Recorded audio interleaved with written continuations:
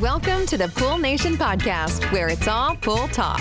And we ain't talking about netting and jetting or splashing and dashing. We're talking about becoming a nation of pool pros. We talk about the latest products, trends, and training in the pool industry.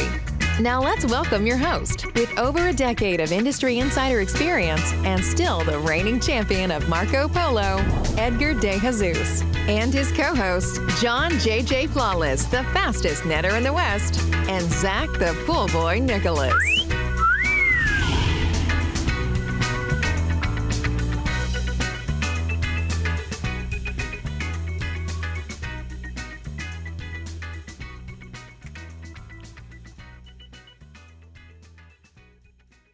Welcome, everyone, to the Bull Nation Live podcast. I'm your host, Edgar De Jesus, and yes, I am the reigning champion of Marco Polo, along with John JJ Flawless, the fastest netter in the West, the famous Zach, the Pool Boy Nicholas, and we are in studio, so we are here with the Cannonball King himself, Mr. Spider. Hey, yo. Today, we're talking to Megan Kendrick, the owner of the Pool Pro magazine. We're talking about our story. We're talking about trends. We're talking about the 30 under 40. And lots more. We got a lot of questions for her. I want to welcome everyone to our live podcast, the podcast where it's all pool talk. And we ain't talking about netting and jetting and splashing and dashing. We're talking about becoming a nation of pool pros. And yes, we will talk about the latest products, trends, and training in the pool industry. But before we get started today, I want to thank our visionary partners for this podcast, the Ultimate Pool Tools, the SPPA, Blu-ray XL, Aquastar Pool Products, Natural Chemistry, Raypack, Heritage, and Hayward Pool Products. We want to thank them for their continued support. Mr. Zacharias, good to see you in town, buddy. How you doing? Well, my heart rate's going about 200 miles an hour after that. I feel like I need to go take a walk around the floor out there. Did you catch it, John? Dude, Did you catch it? Did you tell him to do the intro? Yeah, I just kind of went, go. And he's like, not going to happen. Maybe in a couple of years. No, everything's going good. It's been a whirlwind the last couple of weeks. I'm sure everyone out there is kind of feeling the same thing. We had a slow start in Houston weather-wise, and then the last couple of weeks, the temps have just shot up. The water temps have gone up, and we've had a ton of rain. I mean, this week alone, I know you guys have been getting it here, but we have just been hammered with rain. So it's been all hands on deck. I worked all 3 days last week and in the field. Yes. Might I add. Yes. I got a little bit of a tan line going on here. So other than that, everything's going pretty good. Awesome. Mr. Flawless, great to have you in town, buddy. Yeah, it's good to be back. I mean, Janie and I were just talking on the way here that it's been a couple months since we've been into Texas. So glad to be back. I am, as usual, tired as hell. You know, I don't know what the hell's going on with me, but I'm tired, but I had an amazing time yesterday. It was actually really fun. Not really my thing, doing photo shoots, but it was interesting, and I think everybody just had a great time, kind of, you know, setting up and you know, I'm not a very creative person. I don't think I am. You know, I'm a great problem solver, I think, but as far as creativity, what was kind of put up yesterday and what you guys did and how you did it, and watching it come to life. At first, it's like, really, you know, I don't see how this is going to look cool. But once you kind of saw the final product and you saw your vision come to life, it was inspiring. I don't know. It helps you think outside the box a little bit, right? So that was fun to be a part of. Lying on the floor was interesting, you know, but I was happy to do so. But at the end of the day, we had a great time, and the time just flew by, right? I mean, we got there at 12, and it was like 5 o'clock when we left, or 4:30ish, or whatever when we left, and that time just literally flew by, and it was a really good time. So, thanks for having us and for doing that. We look forward to seeing the final product. Yeah, me too. Yeah, it's gonna be pretty cool. And those of you listening, trust me, you will. It will. I'm sure it is going to be a pretty interesting cover or article or whatever. You know, It'll spark interest. It will, and it will conversation. definitely be the talk of the town for a while, I'm sure. And I won't ever hear the end of it. if any of those photos of us get leaked. get leaked or get put in there, it's going to be interesting. But I had a great time, so I just want to thank you, Megan. That was awesome. Good. I'm glad you guys enjoyed it. And I'm Yeah. glad I feel like the couple of times we've done this with you guys, we've definitely taken you out of your comfort zone. Yes. But it's really fun because we don't get the opportunity to do those kinds of shoots very often. And so it's really fun to kind of stretch our creativity and see what we can come up with. And so I was pretty nervous about this one. Like I had a vision for how I wanted it to look and I did not know if we could accomplish it. But seeing the drafts, I'm feeling pretty excited about That's it. awesome. Yeah. Yeah. So it was really fun. It definitely was fun.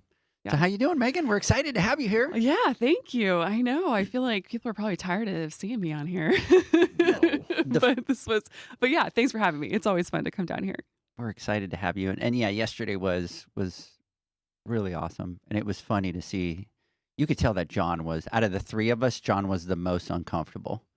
Oh yeah. But I'm trying. It's just not my thing. I'm seeing a trend, Zach. So I'll just be like, I don't care. Let's do it. And Zach is always like a little bit hesitant, but Zach is always second to go. Yeah. Like he's building up his courage to just like, forget it. Let's do it. And he did it.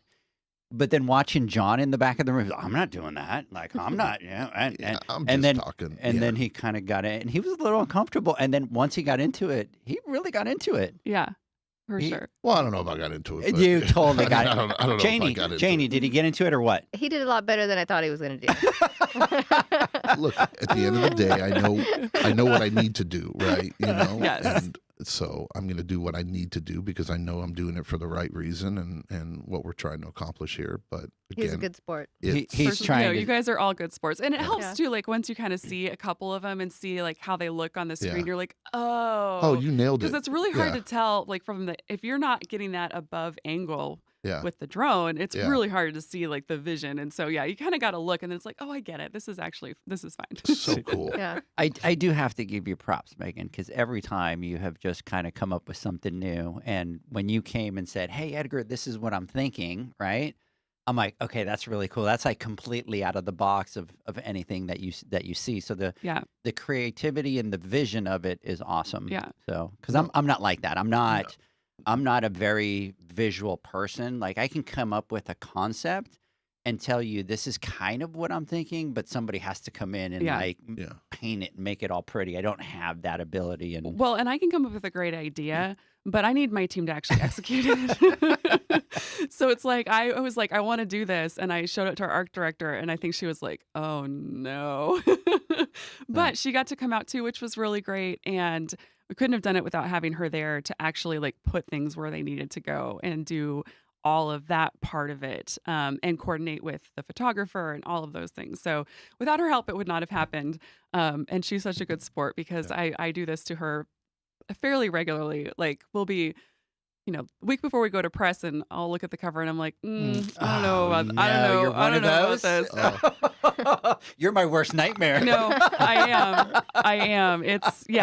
But she like, I mean, she's great at working in that kind of high pressure environment. That's why she's great at her job. So yeah, she handles it like a pro. and let's give her a shout out because she's just been Yes. absolutely amazing. So Brittany, absolutely, thank you for coming out. It was fun to be able to kind of come out and be part of it and get to play with her, right? But I Yeah. thought she was going to stay for today. I I was know, excited. And then I she's like, know. oh, I'm headed back. And I'm like, you know me, I like the party afterwards. That's what Yeah. what drives me out of all this stuff is the after party stuff Yeah. that we do. So Yeah. Well, she's got an issue to put together, so she doesn't have time to like hang Right. out. She's got to go work, guys. So, hey, big shout out to Michael, first response here. By the way, he's saying John is a natural model. Oh, We boy. know that. We know that you're the Yes. model of the three. Yeah. Yes. You're the I got I'm just, I got to give some love out to Megan for not allowing some of the original photos to get leaked. We did. 'Cause that would have been Uh-huh. disastrous. Uh-huh. So we have a bond, right? There's some Yeah. trust between us, Yeah. right? Yep. I will Yeah. not make you look like a fool. Yeah. Yes. So as long as you're nice. yeah, right, exactly. Yeah. So that's As long why as you're nice. she's smart. Yeah, of course. She's a good businesswoman. She gets it, right? got the That's why ammo. she has me on lockdown. She knows because she holds the keys, right? Now, was that yesterday? Because I haven't seen those. What? No, remember the original one? Like with The it, like when we jumping. did. Remember the original cover Uh-huh. and some of those Oh pictures my that God. we We took? had I forgot about we had some those. beauty Yes, shots with yes. John. No. Right, yeah. Yes, Yeah. yes. We did. Yes. Because at the time you guys kept talking about a skincare line, and so it was like, well, it'd be kind of Yeah. fun to do like a Yeah. like a beauty shoot. Yeah. And those pictures are actually pretty fantastic. But John was not a fan, and so Yeah. I'm not gonna Yeah. make him Just do like that. she's got to have love for you because she hasn't Yeah. even shared those with Yeah. me. So those Because she are- knows you'll post them. Yeah. Of course, you know I will. Yeah. Yeah, no, John gets to say what happens with those. Yeah. He did them. So I mean, I feel like that was Yeah. So Megan, she's smart. She got Pool Nation wrapped Yeah, around her finger now because of those pictures. She's got it. She's got yeah, it. if you wonder why we keep working with each other, that's Right, that's why. exactly. It's all blackmail. She's got it all figured out.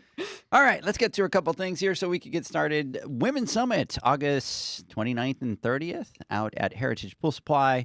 Registration is going to open next Friday. We're actually going to do a podcast, talk about the Women's Summit, some of the education that we're going to have coming there. Really excited about that. Megan's going to be there. Yes, I finally get to come. Every time you've had one, I have not been available. So I'm excited to get to come this time. Yeah. So just to let you know, I actually called Aaron and said, Aaron, can you just make sure that those dates stay clear I on know. her, And he's Yeah. like, I got you. So I appreciate that, Aaron. So the next thing that we have coming out is the Pool Nation Conference, which will be November 9th, 10th, and 11th at the PSP Expo in Dallas. That's going to be our big convention. We're going to be hitting 4 different areas of education. We're going to be doing 13 different technical education classes. We're going to be doing 8 hands-on classes. We're going to be doing about 11 business classes on there as well. And we have the retail side of it that we're going to be doing in partnership with BioLab, with Jamie, Ted, Alicia. So looking forward to that. Stay tuned. We really kind of want to change a little bit of how the education curriculum is done. So we'll kind of talk about that a little bit more in detail as we get closer. Next Friday, I want to give a huge shout out to Jason Horn because his Texas Pool Supply out in Rockwall was finally open. So Jeanette, I know that you're on here. Big shout out to you as well. Let's see here. Jeanette, are we going to get the tea on what you've been working on with Heritage today? That's a negative, Ghostwriter. Negative. That's coming up soon. It's been a hot topic, dude. Dude, my phone has been blowing up. Me too. Dude. I'm like, what? People calling me. I'm like, oh, hey, what's up? We've gotten all kinds of rumors on this one. Yeah. But I should we believe share it. some of those rumors or no? No. Okay. No. So let's move on. All right. So anyways, so Todd, big shout out to you out there as well. Thanks for being on here. So stay tuned, everybody. We've got a couple great things coming up, and we will talk about those soon. So Megan, Yes. so there's 2 things that I'm going to start this podcast with. One is I am going to start with a big thank you. So we've been talking a lot about it. We've been looking back at our 3.5, 4 years of journey, and we just kind of got into this deep conversation the other day of our trajectory and how we've gotten to where we are. And we've kind of looked at some of our successes. We've looked at some of our failures, right? Because a lot of people don't talk about those, but man, we've tried a lot of things that have just Yeah, not worked. absolutely. Yep. And people don't talk about those, but the one common thing that we all sat and were kind of reminiscent on was really how we've been able to build Pool Nation, but the majority of the success of Pool Nation has not been what we've been able to achieve, but it has been the partnerships and the networking with people that have allowed us to succeed. Yep. And so you were really one of the first instrumental people to really kind of help elevate us. And so you've been just an amazing partner with us. We now do together the 30 under 40, and we look forward to those every year. We'll talk about those today. But we just wanted to say thank you for your partnership. Thank you for helping us. We were really at our early stages, and you put us on the cover of your magazine. And I think just because that cover was a little bit different as well, right? That sparked a lot of conversation, and you have it there. I did. I brought it. I brought it with me. Here we So- go. Yep. So that was very cool. It was a very cool experience to be on there. So we wanted to take a moment to say thank you because you've been a pivotal part in our success. And without that friendship and that networking, we probably wouldn't be where we are today. So thank you. Well, that's really kind of you to say, but it's definitely mutual. I mean, you talk about relationships and partnerships, and it's the same for us. The people that we've partnered with is why that we are still here. So yeah, and the partnership with you guys, it's been the same. It's helped us grow, and it's given us more exposure, and yeah, it goes both ways, and it's always been fun to work with you guys. So, but I appreciate you saying that. Thank you. I appreciate it. Thank you. And then the other thing that we realized is, we've had you on a couple times, but we've never actually talked about Megan. We're always talking about something else, never about Megan. Yeah. And so we had an idea of what we were going to do the podcast, and then Zach and I kind of flipped it this morning. We were having coffee and just kind of went, hey, let's kind of change this up a little bit. And so we want to talk to you, but really what we want to do is we really want to get your story, because I think especially with what you do, people see a finished product, but people don't get to see the process to get there. So we want to talk about you. We're going to toss a lot of last minute questions at you that we kind of came up with. That's fine. That's fine. Yeah, please give me an opportunity to talk about myself. All right. I'm here for it. Perfect. So I'm going to just start right off the bat and just, really kind of tell us a little bit about yourself. All right. So let's see. I mean, I grew up in North Dakota, in a really small town, Williston, North Dakota, 13,000 people. I graduated of a class of 22. Wow. So 22? 22. I mean, so I small. did go to a private school in Williston. So it was like a small school in a small town, a very small school in a small town, right? So I went to college down in Phoenix, went to Grand Canyon University before it was the behemoth it is today. I went to grad school in Chicago at Northwestern. Ended up back in Phoenix because that's where Aaron was. And I got this job at this little publishing company. So, and I graduated in 2000. I graduated from grad school in 2007. So, December 2007. So I was looking for a job in journalism in 2008. Wow. Yeah. Yeah. Like just Not Perfect really, timing. really great Wow. timing. It's just a really good time to come out of like spending $50,000 on a master's degree to go to try to find a job. So, and yeah, I was looking all over the country. I was living, I moved back in with my parents in North Dakota. And I was looking for jobs all over the country. And finally, like Aaron, needed to sign a new lease. Like he needed a place to live. And I was so mad. I think it was one of our worst fights we ever had, because I was like, no. We're moving wherever I get my job. Like that was our plan. Right. But I didn't have a job. And he's like, I got to live somewhere. So he signed a 12-month lease, and it's like, I was like, guess I'm going back to Arizona. So, but yeah, that's how I started at the magazines, at this little company in Scottsdale, Big Fish Publications. They had just launched Spa Retailer. And so I think they had put out one issue before I started there. And I was there we didn't start Pool Pro until 2012. So I've been there for almost every single issue of both of the magazines. That's pretty awesome. Yeah. And then in 2011, we left Phoenix and moved to Oklahoma for Aaron's job. And yeah, now we're there. In beautiful Norman, Oklahoma. Norman, Oklahoma. I love going up there, by the way. Norman, Oklahoma is nice. When we first moved to Oklahoma, I think we were like, when I told people where I lived, I had this little bit of like, I live in Oklahoma.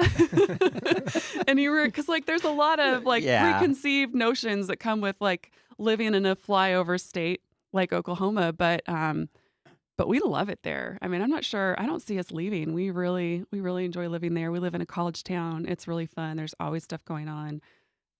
Oklahoma City has just really gone through this growth and evolution, and it's a cool place to be. And it, can't beat the cost of living. Yeah, the cost of living. And it's wide open still, right? There's a lot of space. That's right. Yeah, we have a whole acre to ourselves. Nice. I know. Nice. John, maybe we need to change our plans and go up to Oklahoma. I'd be down.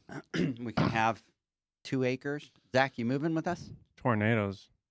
What? Hey, man, we have tornadoes go through here. Yeah, So yeah. I live in So- Houston, though. you get hurricanes. Yeah. Yours Yeah. are worse. Yeah. You're they're like pretty gnarly. guaranteed flooding. Like Yeah. like the chance of a tornado actually hitting your house is pretty low. I feel like in Houston, the chances of being flooded is like pretty high. Yep. I agree. So Megan, tell us a little bit about what it takes to get a magazine ready because Oh man. Yeah. So our production cycle, we usually start working on an issue anywhere from 12 to 14 weeks before it actually comes out. So yeah, and honestly, like it even starts before then because at the beginning of the year, you put together your media kit. Actually, way before the beginning of the year, you put together your media kit and you pick like some of those big topics and what they're going to be in each issue. So you kind of have already started. Like I will actually in the next month start planning all of the stuff that we're going to talk about for next year, right? All of our big topics. And then as the year rolls around, when it comes time to start working on a new issue, I sit down with my managing editor, Bethany, and we hammer out, what we want every single story to be, and then start assigning them out and writing them, that's the hardest part of the whole thing is that, you kind of have an idea of what you want this story to be or what you want to talk about in this topic, but then you have to actually like go out and find people to talk to you about it. And that is by far the most painful part of the entire thing because you can't always get people to get back to you. And you also like sometimes just don't know who to talk to for that particular topic. And so that is the hardest part, which is why the best stories in the magazine are always the ones that people have talked to us about, have said, hey, well, you should write a story about this, because then we know we've at least got one person we can talk to about that. So yeah, that is painful. And for Pool Pro, like, I hate this time of year because you guys disappear. Absolutely gone. And so we try to write, we do 6 issues a year. We try to pretty much write all 4 of them between January and April, because nobody will talk to us now. So we try to call people as little as possible in May, June, and July. In August, people kind of start coming up for air. But it's like, we are in a situation right now where we thought we had someone secured for our cover, and then it fell through. And so now that's a big one. It's the worst time of year to be trying to get someone to do something last minute, and someone will do it. We'll get it worked out. It always comes together, but for some reason this year, man, I've had to call in way more favors than I normally do. So it's been a little extra painful. John owes you a few favors. You got that card. Right. So. Special episode with all those Dude, pictures that you have hidden. Imagine that picture on the cover of the magazine. Oh my God. I would All the pictures like that, just a cover with like, Yeah. I'd retire. No. Yeah. You ever want me out of the industry? I'd be done. It would be a very different cover for us to have that, Yes. just that beauty shot. Yeah, that beauty shot. Last night, Brittany did ask me, she was like, do we have pictures of anyone that we haven't used yet? Yeah. And that one didn't come to mind. Yeah, but It is a good photo, though. I agree. It is It a was a nice, great it is photo. a good picture. Wow. Yeah. Yeah. Mhm. Well, that kind of runs into my next Yowza. question, right? What are some of the challenges of running a magazine? And I can only imagine that. What do you do, right? Because you have deadlines that can't be moved and missed, or it just doesn't work.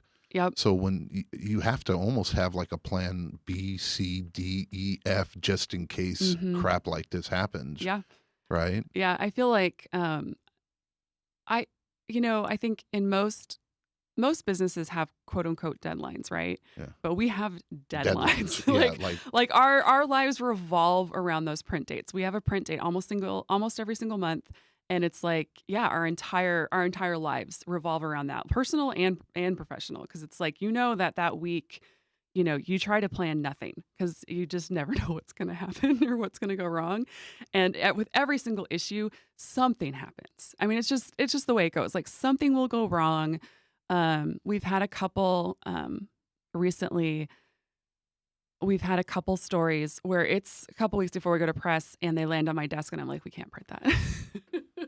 And then we've got this giant hole in our magazine that we've got to fill with something, right? And so that's because that's the thing too, like you can't you just can't just cut or add pages willy-nilly. Like we use a big like web printer and they print in signatures, so you can cut and add in 12s.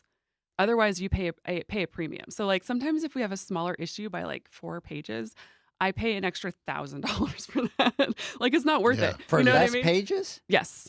Yeah, because if you don't print it a full signature. Yeah, it's like like the publishing industry is, it's I mean, it's like anything. You don't, unless you're in it, you don't know all of those nuances. And so it's like, yeah, we can't just drop it by a page or 2 pages without it being incredibly expensive. So yeah. But that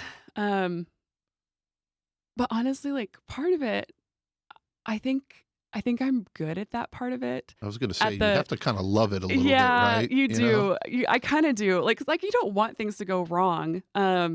But there is something about the figuring out how to make it work that I really enjoy doing. And I think Brittany doesn't panic because she's done this with me a lot. But for some of our newer team members, I think there's a little bit of this like, oh no, but it's, I can agree with you. it's going to on be that. fine. I'm kind of the same way with some things. Sometimes it's like organized chaos, Mm-hmm. right? And the people around you kind of look at this and say, "Holy shit, what the hell? How are we going to figure this way out?" Yep. And it's not something you want to purposely put yourself in, but when you know that that's where you excel and you strive at, and then you see it all kind of come together, and at the end go, we got it. You know what I mean? Yeah. We Yep. figured it out and we made it happen. You get some sort of, it's like almost like dopamine, right? It kind of like motivates you and keeps you going, because when it gets too automatic or too basic, it kind of gets boring, Yeah. And I guess it's the type of personalities that we might have, Yeah. right? And it gets us going. Yeah. Yeah, I I get could- it Yeah. completely. I couldn't do it. You would lose your I mind. couldn't. You do it. would lose your Yeah, mind, I right? couldn't do it. I don't 'Cause know. I here's kind of the- like the challenge. Yeah. It's very stressful, but when we have the chaos, But but that's the end where result, when you get Yeah. there Yeah. and you finish, it's like, and you all right. usually figure out Yeah. a better way to do something because of the chaos. 100%. Yeah. Yeah, Cool. I'm more. So I've learned that people and deadlines are almost like something that don't work, right? Mhm. Because you're always scrambling. So I don't know. With what we do, it drives me crazy, and I like to have things done 3 months in advance, and I'm like, I'm done. Yeah. Then it's just kind of clean up at the end. But I it's can not try- with you, right? Because it's done and then it's on to the next thing, right? It's not like there's ever like 3 months of like relaxation 3 when you're weeks. done, right? It's like never ending, bro. Yep. You know what I mean? It's a vicious cycle. So I figured out what my toxic trait is, and that's that I'm in the middle of finishing one event, and my brain Yeah. has already moved on to For the next sure. one. Yes. And I said something at the last minute, and I think Zach was like, "Can you just shut up for a little bit?" I'm like, "Really? You're going to start talking about that? Can You just do. please A stop?" completely new thing and we just decided that we're going to do. And then the next day we're already late, Yeah. And it's just like, really? You know? But the thing is, because people are bad with deadlines, and I don't Yeah. know how you do it because you have to go to print and you don't Yeah. have an option, right? Uh-huh. Like for the stuff that we do, if we end up not Yeah. having somebody speak, then oh well, it's like you move on, you kind of do something. But with yours, it's deadlines. So Yeah. that I can't do because it would drive me absolutely crazy. And then it's hard when you're asking somebody to write an article or do something. It's not like, most of the time they're not getting paid. They're just kind of so. Or even if it's correct, No, we right? That's the other thing. They'll Yeah. give it to you at the last Like, minute, and because you look unless at you it. really know, and then you get this information, you got to vet it, right? And you got to see Yeah. if it's right, and Yeah. then you got to cater Yeah. to everybody else's opinions, because this industry is Oh. terrible. with it. Oh. I mean, trust me, it's Brutal. just like, oh my God, here you go. You can hear this, and you're going to get 15 I- people out of the woodworks telling me that no, Grandpa, told me this is how I Yes. used Taste to do the it. and water, that's don't wrong, measure and it, yeah. you know what I mean? Yeah. And this theory or that theory or that theory, because there's no real standard, right? And I couldn't even imagine. I am every issue that we send out, I am terrified. Yeah. I'm terrified. Like there is always, and every issue, there is always one thing that I feel a little uncomfortable with. And I'm like, if I get a call, it will be on this. And usually I'm right. Yeah. I will say, something that I think is really interesting is that we don't get a ton of flack online about our stuff. And I honestly, I said this someone the other day, and I think it's because we're women. I don't know. I think people are a little like I think they're a Like they don't little wanna I attack think they're you, a yeah. little less willing to attack us in the way that they would probably attack you online, Yeah. which I'll take it. Like, Right, good. if that is a Yeah. benefit of being a woman in this industry, I will take it because I can't deal with the online arguments about how to do things and everything. And also like we don't work on pools every day. You Yeah. know, like we can only go with what we are told, right? And like you said, we vet things as well as we have. And I've been in the industry since 2008, so I do know some things. But I'm still not the person fixing pools and working on pools and seeing them every day. So there's a ton of stuff I don't know. And so yeah, we're really dependent on people giving us good information. But at the end of the day, I mean, you're not there. It's not like an educational thing where you're teaching somebody to do something. You're just you're bringing to life, somebody who is in the industry, right? And their opinion and their voice and Right. how they think. And that doesn't change, right? And it's not like read the Pool Pro magazine and you're going to become a professional, Yes, equipment right. installer. This is not or a, something like this is that, not a right? manual. Exactly. It's not a manual, right? Which we don't read anyway. Yeah, you're giving voice to the people in the industry, Right. So Yeah. I hope people understand that. I do want to read a comment that I think is pretty awesome, and I agree with Okay. 100%. And that comes from Todd Pieri saying, Pool Pro has shined a light back on the fundamentals and foundation of our industry. The service professionals, so important and so refreshing. And I'm going to agree with you 100%. You're pretty much the only one that really focuses just solely on the Pool Pro, right? Yeah. And I could see that as a little bit of a challenge, right? As you're kind of coming in because you've got all these other magazines that kind of cover everything. So why has really the focus for you guys been that Pool Pro? Yeah. You know, it's interesting. That was a decision. That was a change that I made when I bought the magazines. So I worked for the magazines for 10 years and then I bought them in 2018. And that was a change that I made pretty much right away with Pool Pro because with the old ownership, we were kind of for everybody. We talked about the entire pool industry. And as the writer and editor, I just really struggled with understanding who my audience was. And I think one thing that they taught us in grad school, like hammered into you, is know your audience. Like that is the most important thing about what you do is that you need to understand who you're talking to.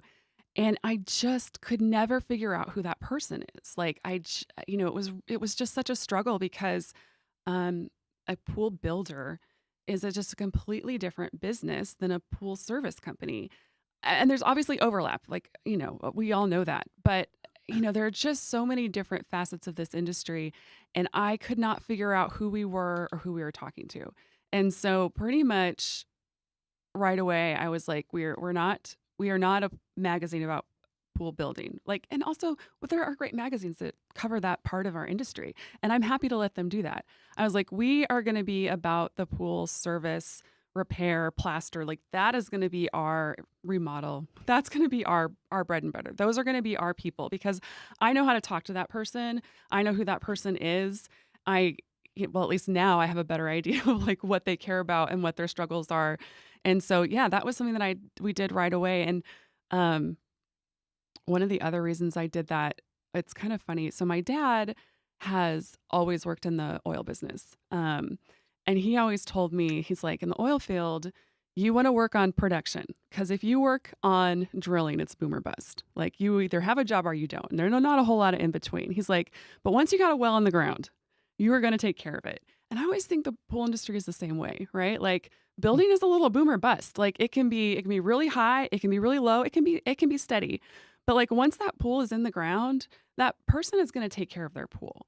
And they're going to need someone to help them do that. And so that was my other reason for doing service is like, I see the service industry as, kind of one of our new taglines is the heartbeat of the industry. And I really feel that way because I feel like once that pool is in the ground, like it's going to be taken care of. And these are the people who are going to do it. And so while building may be up and down and some of these other areas might be up and down, service is steady. And they're the ones that like are going to take care of those pools for years and years and years to come.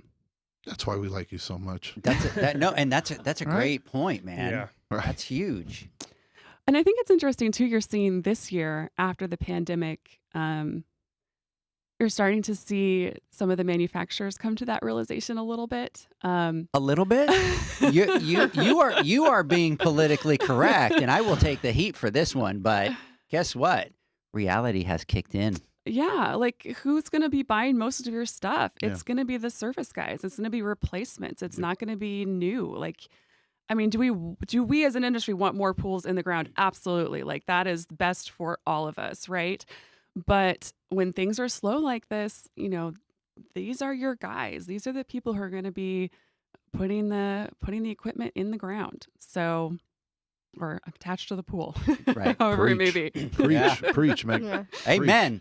But we've been screaming that from the rooftops since the very beginning. That's the whole reason why we, what we're doing. And we also believe, and we say not one is more important, but we want to be equally as important as Yes. everybody else out there because we're an ecosystem here, right?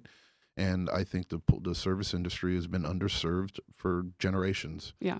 And I do believe that we are making way, and we are changing that little by little. And thank you, right? You play a part in that for sure. A huge it's part. important. Yeah. So I want to ask, when you're putting this together through the years, you've encountered a lot of different people, and you're constantly in tune with the changes and the feelings and the emotion and things that are going on. What are some of the trends that you're seeing now post-pandemic? Yeah. Well, I mean, I think honestly, that's one, right? Is that you're starting to see this shift where the industry is focusing a little more on service as a whole, like just giving it more attention.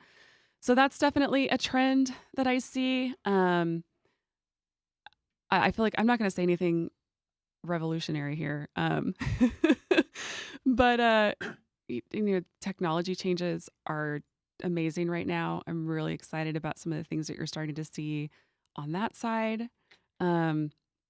Efficiency has been really a growing thing that I'm excited about, and it's exciting to see the industry start to take that on and see it as a good challenge instead of a bad challenge. I think that's a little bit of a switch where when I started in the industry, they had just, and I can't remember what the standard was, but they had just come out with some new energy standards, and everyone was very upset about it. They did not appreciate being told what to do, which I understand. But now I've started to see companies take that on themselves instead of being like, okay, well, this is what we were told we have to do to be more efficient. Now you're starting to see manufacturers and people in the industry be like, no, we're going to be more efficient and we're going to figure this out on our own instead of before we're told that we have to, because that will also happen. So I think those are kind of three things I'm seeing right now. But yeah, like smaller pools, plunge pools, swim spas, all of that stuff too. What about, I'm curious, because we're talking about pool service professionals on that side of the industry. What about the mindset of business owners and the way they run their businesses and stuff? Because I think I've seen a little bit of a shift just in the short time that I've been in the industry. What are you seeing in that? Yeah, it's interesting because I feel like I have seen a change in that, but sometimes I'll talk to it feels a little bit more collegial, right? Like it feels like we're willing to talk to each other, we're willing to work with each other, we're willing to learn. We want the whole industry to be more professional.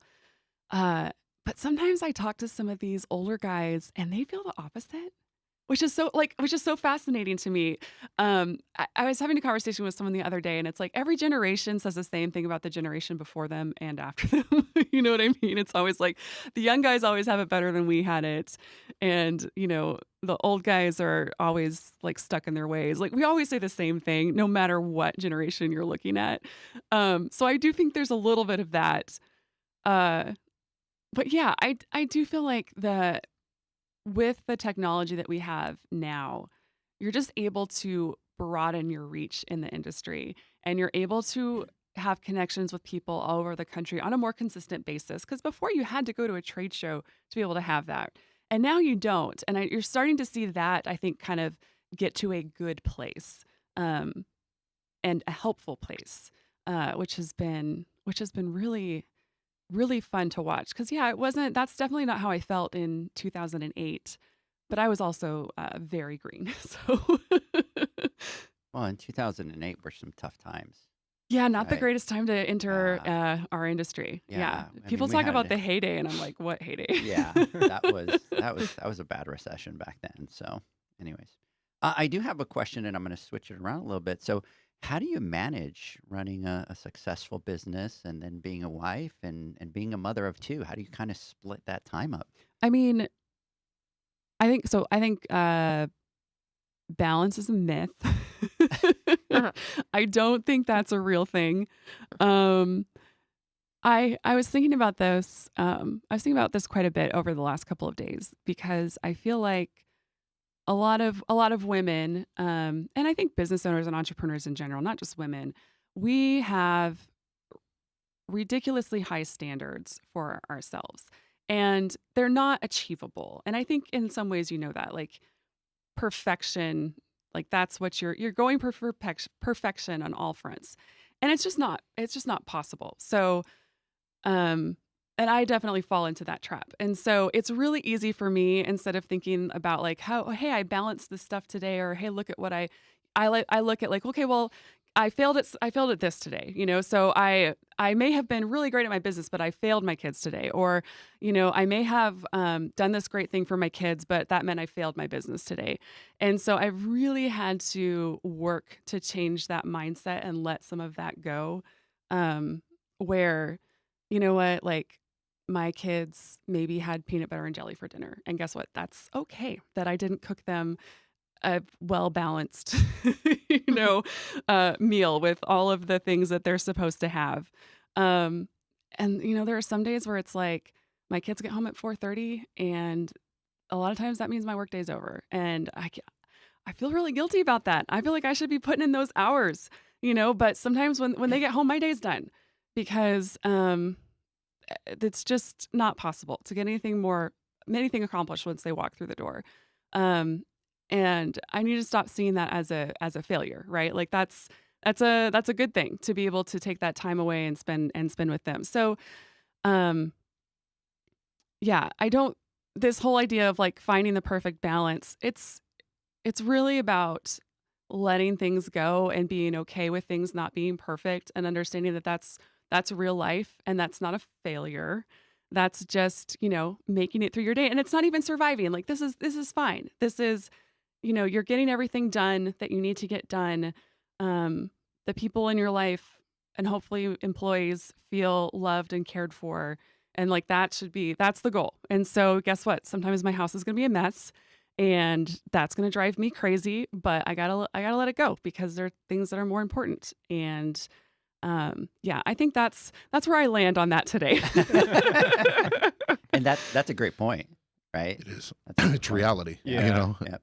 Yeah. Now, I do want to take a break, but can you share your story about what your daughter did to Oh you my the other day? Because I thought that was a great story. Did you hear that, John? Oh. Watch what her daughter did, which is Yeah. awesome. Yeah. So we have two girls. Abby is almost 9, and Mia is like 4.5. And so for the summer, we decided to take Mia out of daycare. She starts preschool in the fall, so she's out of daycare for the summer. And so this week it was her first real day home for summer. And clearly her expectations of what summer was going to be like were not the reality, because I think she thought we were going to play all day long. Me and her, we were going to play. And obviously mommy needs to work. I did not give her a realistic expectation for what that was going to look like. But she keeps coming in and sitting on my lap and being like, "Can we play? Are you done?" You know, and it's like, "Mommy's got to finish working." I got up to do something, and she locked me out of my office. Yeah, That's awesome. yeah, she locked the door. With my computer and phone in there. She just locked us out, and she was like, "Mom, now we can have fun." Because she saw it as a good thing. It's like, you can't work, so now we can have fun. like- it's just like, that's not how this works, That's kiddo. pretty awesome. Isn't that awesome? Yeah. Yeah, fortunately, Aaron walked in the door right when that happened, so he got it unlocked. And this is not the first time that she has locked us in or out of something. She locked our entire family in a room one time, and we had to like go through the window to get out. So this is a thing she does where That's she's awesome. decided Bless that your like, soul. That's yeah, awesome. we're just gonna, I'm just gonna make you stay where I need you to stay so that we can play. Problem solver. Yeah. You know, Right? the problem was you didn't onboard her properly and set her It is. expectations, and so now Yes. you have a Yes. problem. Well, I thought we had like I thought we could have like this week because it was a weird week. It's a short week. It's, I thought we'd have this week of kind of being whatever before I laid down the summer law. Yeah. But I clearly did not. I underestimated her. I love it. All right, guys, let's take a word from our sponsors. When we come back, we'll continue with Megan. The Hyper Pole from Ultimate Pool Tools is a pool care pole designed by pool professionals for pool professionals, featuring precision-crafted carbon fiber and stainless steel construction. Go to ultimatepooltools.com or Instagram at Ultimate Pool Tools. Pool pros have specific needs when it comes to general liability insurance. The SPPA program has you covered. With 3 tailored and customizable general liability options, SPPA makes it easy for pool pros to feel secure. Find out more and get covered at thesppa.com.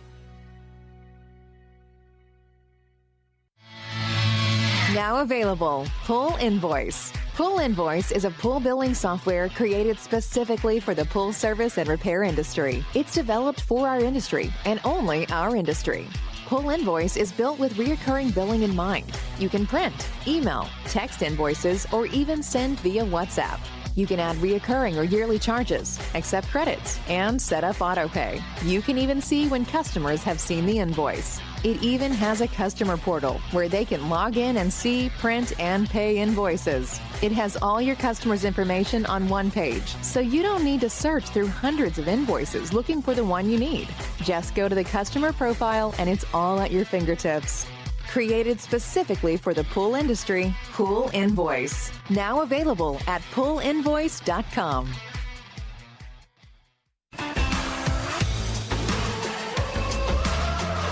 Blu-ray XL is the power of minerals working for you. Reduce your overall chemical costs and labor up to 50% guaranteed. Whether you have 20 accounts or 20,000, Blu-ray XL's direct pricing and free shipping to the pool trade have you covered. Improving pool professionals' profit and work-life balance is what they do. Blu-ray XL, the real mineral purifier. Visit them at BluRayXL.com. Blu-ray all day. Aquastar's new pipeline cartridge filters, available in 2 sizes, deliver top-notch hydraulic efficiency along with best-in-class filtration performance, approaching that of DE filters. Uniquely designed, open pleat spacing means 100% of the media square footage is usable. And these claims are backed by NSF test results. Designed with the pro's time and comfort in mind, the patented double locking system improves safety and ease of access, making filter cleaners faster than ever before. Available now. Ask your supplier for pipeline filters today. Natural Chemistry, a leader in specialty water care solutions for over 30 years, is proud to provide products that make pool service easier than ever before. Its unique enzyme formulations in Pro Series Pro Blend improve efficiency of your pool program while reducing frequency of filter cleaning and scum lines. Natural Chemistry is also well known for its wide variety of phosphate removal solutions that include a non-clouding formula in Phos-Free and extremely high-range removal with Pro Series Phos Remove or Phos Free Max. Save time, save money, save work with Pro Series products. Stop sacrificing durability or efficiency with the help of Raypak's new Avia HD models that utilize NITEC, their exclusive industry-first technology. NITEC heat exchanger technology is Raypak's latest solution to superior strength and maximum efficiency when it comes to residential pool heating. With 900% more nickel compared to copper nickel in critical surfaces, NITEC creates an ideal surface to protect against scale formation and erosion without compromising on Avia's 84% thermal efficiency. Learn more at raypak.com/NITEC. The next evolution in lighting is here. Universal Color Logic 2.0 from Hayward. The latest in pool and spa lighting was designed with you in mind, making installation a breeze. Upgrades include a detachable cord and first-of-a-kind adjustable lower catch to overcome variations in plaster thickness. As always, Universal Color Logic lights retrofit into virtually any in-ground pool or spa while delivering industry-leading, vibrant color. Visit Hayward.com to discover more. Welcome back, everybody, to the Pool Nation live podcast. We are talking to Megan. We were talking to John, but he's just kind of disappeared. You know what? I need a picture. I need a picture really quick of the empty seat before he sits down. Oh, There we go. I got it. I already put it on. You live. You already put it on live? I appreciate that, Spider. Have we started? Yeah, we're live, baby. Look at My the internal time look at the clock is light. bad, dude. look at the light on your camera. Look at your camera. Look straight at your camera. I'm Right there. looking. You see that little red light on top of it? You're live, baby. Your camera's on you. Wave. Let's go. Wave. Say, hey, everybody. Anyways, we are talking to Megan. We continue our conversation with Megan. Mr. John, you want to take it away? Or do you want me to take it away? Well, I don't know. I'm kind of thrown off now. Figure No, I'd just kidding. throw you a little bit off. So no, I have a question. Can you share some of the milestones? We talked about some of the challenges that you've been through throughout your career and through Pool Pro magazine, but can you talk about some of the few milestones or achievements that you're proud of? Yeah. So I'm really proud of 30 Under 40. We launched that in 2019. Awesome. Yeah, so this will be our 6th year. And I'm really proud of how that's grown. And it's one of my favorite things that we do. We launched it in Spa Retailer this year. So yeah, so for people who don't know, we have 2 magazines, Pool Pro for pool service professionals, and then Spa Retailer for hot tub retailers. So 2 separate brands. But yeah, so we launched that for Spa Retailer this year, and I'm really excited about it. When I bought the company or the magazines, we were only doing 5 issues a year, and now we do 6 of Pool Pro, that was a big leap. I'm really proud of that. We'll probably stay with 6. I can imagine. because between we do one or we do Pool Pro one month and Spa Retailer the next month. I can't imagine doubling up every month. That would be a lot. And honestly, recently I have a business coach and I met with him and I was like, look at our accounts receivable. I've got the almost all current. Yes. I gotta tell you what, that was a huge milestone because normally it's we're pushing that 60 to 90 side of things, and it's I got it almost all in the current to 30 days. I'm very proud of that. That right there is gold. That's Because what people don't understand how difficult that is. dude. Sometimes we go through these periods where I'm like, why is nobody sending us money? They owe us money. Why is nobody sending us money? Man, that was during the pandemic. We had those couple weeks or months when we thought that we were all going to go out of business. And we had a couple people cancel, but really the worst thing is that literally no one paid us for a month and a half. Absolutely no cash came in. And it was so brutal. I was honestly, I was drinking a lot. I tell you, that cash flow is king, right? Man. When that faucet starts to shut the nerves. What's funny is that, we all go through it, right? Everybody, yeah. Yeah, we all go through it. Yeah. We talk about it too, and about understanding your numbers and staying on top of that, and to struggle, and you don't think about that, but yes, even for you, Well, you got payroll, you got, it's not cheap to print a magazine and mail it. So yeah, we got some pretty heavy expenses. We are lean and mean. Our expenses are low compared to a lot of businesses, but yeah, we still got them. And I'd say that's kind of the bad thing about me traveling so much in the first quarter. We could be having a great quarter, but I'm not sitting at my desk counting people to pay us. right? And so it's we're having a great year. Why don't we have any money? And it's yeah, because no one's paid us. Yeah. I got to sit down and bug them. Which is kind of ridiculous if you think about it. Some of these companies that are multi-million or billion-dollar companies, right? You know what I mean? That you think, but we all go through that struggle, whether Yes. you're a one-poler, right? Whether you're a magazine, and even a corporate and you're talking about a Yes. $1 billion company. I mean, it's the same Yep. story Yep. for everybody. Yep. Yeah. And that was Right. something that was really hard for me when I was a new business owner. Like that feels really uncomfortable Yeah. to ask people to give you money, even though they owe you money. Like To it's pay you. yeah, it's Right. like I am a very non-confrontational person. I do not want there to be any tension. For sure. I will avoid it at all costs. I'm getting better at it. But yeah, for a while that just felt so uncomfortable. Very awkward. Yeah, it can be so awkward. Yeah. And a lot of times it's not like they're there going, oh, we don't want to pay. You know what I No, mean? It's yes. just that, hey, look, they got 1,000 things on their plate as Uh-huh. well, right? You Yeah. have 1,000 things on your plate, and everybody's Yes. kind of like Yeah. they're putting out fires and doing what they need to do and prioritizing. And, Exactly. And you have So- to be like, excuse me. Oh, I Excuse me? forgot, Yes. right? Okay, we got you taken care of. Yes. And we'll get you Yeah. taken care Yeah, of. no, right? exactly. So- That's the thing. And that's the thing. It's like I've learned as I've gone Yeah. on. It's not like people don't want to pay you or are not going to Yeah. pay you. Like you just have to remind them. You- And for some of the big companies too, they have very specific processes you have to go through. Yeah. And sometimes you don't know that. And sometimes it takes a month or two for you and them to figure out that we've skipped a step and they're not going to pay you until you do that step. Correct. And you've come to realize, well, if I would have just said something earlier and not let it go for 2 months, Yes. right? Then this Yes. would have already been taken care of. Exactly. Yeah. You know, because Yep. you're waiting. No, obviously something happened, Uh-huh. right? Yeah. Or some miscommunication. You Yeah. just need to send that little reminder out there Yep. and they get it. Oh, okay. And then you're back into the process, Yes. back into the assembly line or Yep. whatever, and then you'll get your check. But Right. Yeah. again, Well, for sure. and that was one of the reasons why I was so proud and talking to my business coach about it was because it was partly just me getting over it. Yeah.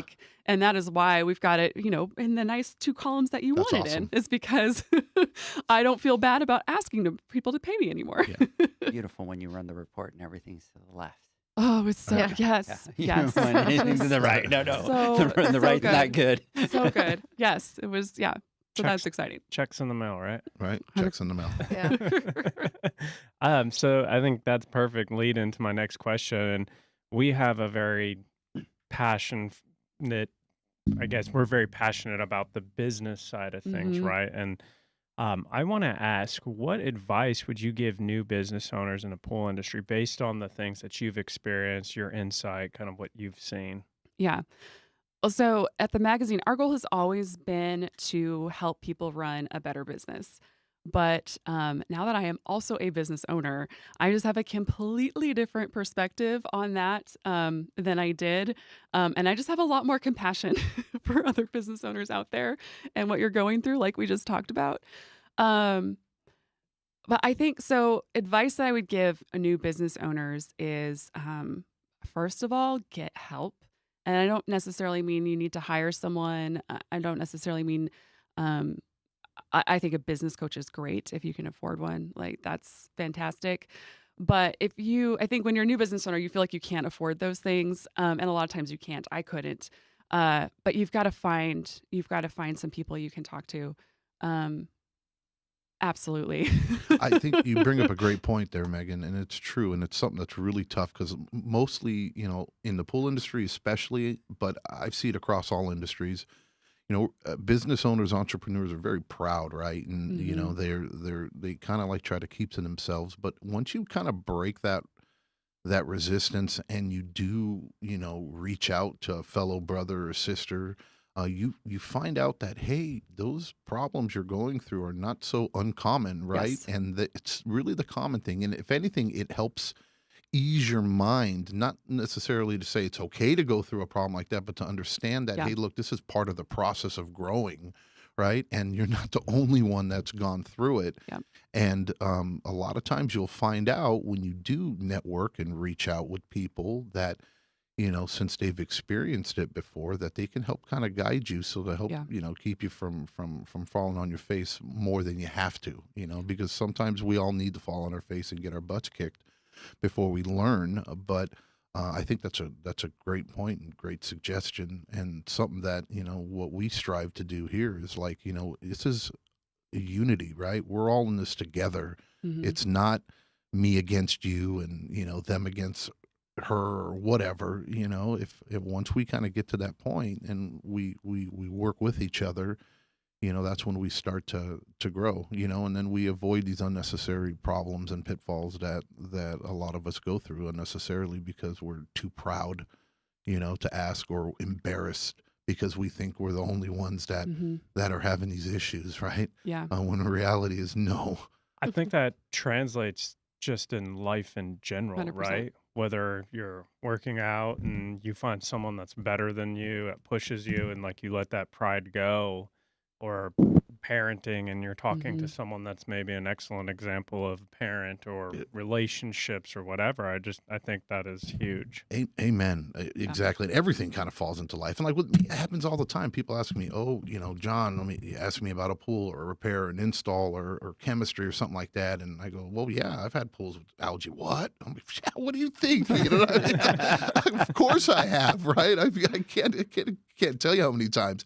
Do I have them as often now? No. Have I learned, right? But I've been through it all, right? And I'm not telling you because I read it in a textbook, right? And I've done that, but no, I've experienced it. And, sometimes people don't, they're afraid to ask or they're embarrassed. Don't be embarrassed, man. I go, I've been there, The problem is when you learn how to do it correctly and you choose not to do it, right? You know what I mean? And then now, but we all fall victim to these things as business owners, because there isn't a book, that'll tell you and give you the exact formula, right? And if there is, we wouldn't read it anyways. It's true, right? Exactly. What do they know? Because God forbid we read a manual. God forbid. Because half the questions I get are, dude, have you read the manual, bro? You know what I mean? Because it's all in there. It's not hard. And I try to give hints sometimes when people do that, and I snap a picture and I go, "Here's the answer, but here, let me put it in writing for you. You know where I got this from? The manual you threw away, brother. It's right there." I got one of those hints from you last weekend. Oh yeah, I did do it to you. Hints received. Yes. That's so funny. That's a guy thing, by the way. Oh no, it's a total guy thing. That's funny. You caught that. Yeah. He's like, "Oh, I can use it on that." And I go, "Yes, you can, Zach." Oh, that's funny. I think too, it's funny, I didn't realize until, I think being a business owner can be a really isolating experience too. I think especially once you have an employees also, because I think the weight of caring for these people and understanding like their families and livelihoods are your responsibility in some way. If you have not felt that before, you don't get it. And so I did not really expect that, but it's like, if you've not been a small business owner, I just don't think you understand what that really feels like. And so like your friends don't get it. Your spouse doesn't get it. And you can't, I went from being a fellow employee with these people to now being their boss. And like, I couldn't go to them to whine about my problems anymore. I couldn't, that relationship changes. You can't talk to your employees about your accounts receivable and your cash flow. You know what I mean? And so it's like, I just think it's so important to find other business owners, other people you can talk to who understand what that feels like and understand the responsibility of that, because it's just a completely different experience. And people think they understand what that's like, but you do not understand until you're sitting in that chair and you're like, no, I got to pay these people. And I'm in, like, they pay their bills because of what we're doing. And I was not prepared for that. And I was not prepared for the weight of that. And I think, and I think you've got to find those people that you can talk to about what that feels like. Because otherwise you can so easily drown in it. So I'm pretty passionate about that because it was really hard. Now, let me ask you, what have been some of the most memorable collaborations and partnerships you've had over the years? Oh man, there's so many. That's one thing I love about our industry is that I just meet so many great people. So I will say, like, working with the Pool Chasers guys, way back in the day, we were both just getting started. We have our businesses look completely different now than they did back then. I think I was maybe like within like their first 10 guests, right? So it was very early days. If you go back and listen to that podcast with me and them and hear my story then versus my story now, I guarantee it's very different from what I'm talking about. So yeah, like working with Greg and Tyler was really fun. It's still fun. We don't get to talk as much now as we did back in the day, unfortunately, but yeah, I still text Tyler occasionally. He's with NPP now, and check in and see how he's doing and stuff. So yeah, that was always really fun. Man, we just have some really great. Honestly, we have some really great advertisers too that are really fun to work with. I have to give a hats off to Fluidra. Honestly, like they're usually like willing to like throw down for whatever idea I give them, and they're willing to do some fun things. They, have stuck with us, kind of no matter the highs and lows, which we really appreciate. They're one of the really early sponsors of 30 Under 40. So they've been really fun to work with. But I feel like I could pick Go up on a and on. magazine. I could go on and on because there have been a lot. And obviously working with you guys has been a great collaboration and so much fun. Being able to do the 30 Under 40 of the year at the Pool Nation Awards has been a really great thing. Although I did have this realization the other day where I was like, am I going to have to like buy a ball gown every year now? It's like, goodness gracious, what have I gotten myself into here? Janie's in the room and she's saying yes. Yeah, Absolutely. yeah. I'm going to start shopping soon. Oh, I've already started looking. No, I've already. Like before it's over, like I feel like those football coaches that like win the Super Bowl and are recruiting before the night is over, or I guess that's college where they're recruiting before the night's over. But yeah, it's like I got a list of options already. Right. I have a running list of things. Yep. She literally, we never get in arguments because she's such a sweetheart. She just lets me ramble. But you argued gets about me. the dress. That's what No, we didn't argue. But It wasn't an argue. we're going, right? And She was telling you. I'm more of a, when we're at work, right? We're sitting there going to work, we're driving, and one of the trucks or my truck was in the shop. So I was riding around with Janie and we were doing whatever we were doing. Anyways, we're taking care of pools and we're servicing pools and we're going, and I got my mind set, and we got a lot of things happening, right? And I'm more of a today, right? This week, you know what I mean? And then I'm looking at what my goal is at the end of the month and what needs to happen. And we're doing our thing, and when I'm in the zone, I'm thinking, and she can see, and she knows that my wheels are turning. And the whole time we're going, and I'm talking about important things, or at least that I think that are important, right? Because I'm talking about work and stuff like that. And she's also, when we go to, she's like, we're going to Texas, and I'm like, okay, whatever. And I'm like, all right. And I'm like, I'm not even thinking about that right now. You know what I mean? She's like, where do you think we can go get a dress? I'm thinking about, you know what I mean? Some places, and I'm like, right? You know what I mean? Okay, And to be fair, we were talking about the awards. So it was in the subject. okay, we were talking about the awards. Okay. The true story comes out. But again, That's your version of the story. I'm thinking of the classes, right? The deadline. Oh, for the, yeah. I'm thinking, Yeah. That's what I'm Yeah. That's right what we were now. talking That's what about. I'm Yeah. talking about. Yeah. The classes, the deadline that we have in order to come up with the classes for the international show, right? You know, getting the people that are going to be the instructors, what we're going to do, who we're going to have, right? You know, all those things that we're going through. You know different what he things, was and she's- stressed about? Is Edgar going to call me again? Is Edgar going to call me again?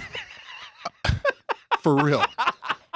So I'm thinking about all this, right? And then she just keeps bringing it up about this and that and about going They're to like, the who dress. are we and I'm bringing? like- Or which kids are coming? And I'm like, dude, I don't give a shit. I told her, and I go, I'm not even. And I finally stopped, He's and like, I that's told, November. and I go, look, babe, if you didn't get it right, you know what I mean. I'm not thinking about that right now. You know what I mean. Think of whatever you do it, figure it out, and then finally I caught myself right later on, and I apologized to her, and I go, I'm sorry. You know what I mean. This is why, this is what I'm thinking. I'm not out that far yet. My little pea brain can only manage on this. so much right now. You know what I mean? But funny that you bring that up because she's already thinking about it. Like 3 weeks ago, she's talking about it. I'm like, do we have a free day while we're in Texas where we go shopping? Yeah, John, we haven't told you, but we have it planned after Yeah, I'm lunch sure. today. We're going dress shopping. I'm sure. Well, me and Janie maybe. It's like I'm glad you mentioned goals though, John. Like you just said it in passing, but that would be my other bit of advice. I'm just going to completely pivot here. Yeah. That would be my other bit of advice for new business owners is to set achievable goals. and not have like 15 goals. Like, let's pick 2 or 3 for the year that you can actually achieve. Because that was another huge mistake I made in my first year, maybe year and a half of business ownership, is that I had like 6 things, new things we were going to launch, new things we were going to do. Not achievable at all. Like, with our team and being a new business owner and having no idea what I was doing, like there was no way we could do that. And so it's like, we kind of even talked about, like, in the magazine, some of these new things we're going to roll out. And then it was like, we just never mentioned them again. Because like, it's not going to happen. That's not going to happen. So I think that would be the other thing, is that you need to set some goals, but like, let's pick 2 or 3, like, achievable, meaningful goals. And, yeah, and then you can start knocking those off. Yeah. So, what do you see as the biggest challenges currently facing the pool industry right now? Oh man, I mean the economy a little bit for sure. I think pricing is a challenge. Both pricing for the trade as far as our costs, but then also pricing to the consumers. Everything got so inflated during the pandemic, and nothing's coming back down. Really? Have you seen stuff come back down? No. No. I mean, there's been some drawback, but we talked about this before, and this happens in any industry. You'll Yeah. see this huge uptick, right, because of this or that or whatever, and there'll be a little bit, but it'll never even No. remotely get close to Yeah. where it was before, because why would they? Yeah. It's the new norm now. Yeah. Yeah, exactly. And I'm hoping that doesn't kind of come back to bite us. And to be perfectly honest, I see that a lot more on the hot tub side even than I do on the pool side of the industry, because hot tubs have gotten very, very expensive. And I'm a little worried we've priced ourselves out of most homes at this point. But so yeah, I would say those are a couple big challenges facing our industry from where I sit. I think Edgar and I talk about this a lot, but during the pandemic, we saw a lot of companies go public, and I think we're still, as an industry, adjusting to what that means for the rest of us. And I think they're still adjusting to what that means for them. And so that's it'll be a few more years before we really see how that shakes out too. Yeah, So, I agree with 1,000,000% on that. And I think the disconnect is, and it's not necessarily, I mean, it's a cost. I mean, it's life, right? And business in general, and just look at how expensive life is. But mhm. the problem isn't necessarily, I think, in my opinion, the price increases, though they suck. I think the problem is, unfortunately, there's still a lot of business owners out there that think that the buck stops at them, right?